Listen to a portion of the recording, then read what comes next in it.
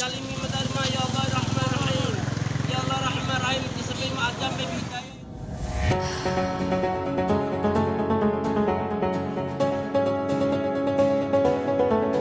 Viral sebuah video yang memperlihatkan seorang pria di Bima berdoa di tengah jalan karena tak terima ditilang.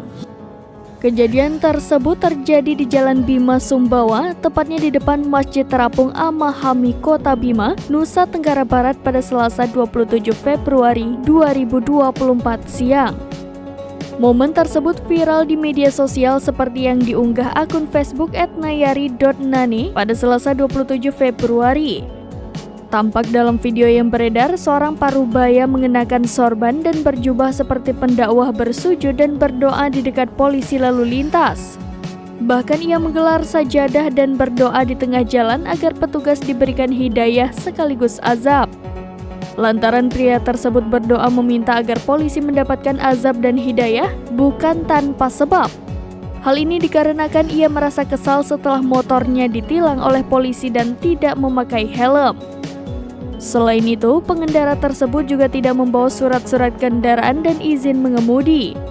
Dalam doanya, ia meminta Allah memberikan azab kepada petugas. Sebelumnya diketahui polisi tersebut sedang melakukan razia gabungan.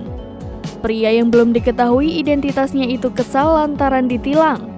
Ia memohon agar para petugas diberikan hidayah sekaligus azab.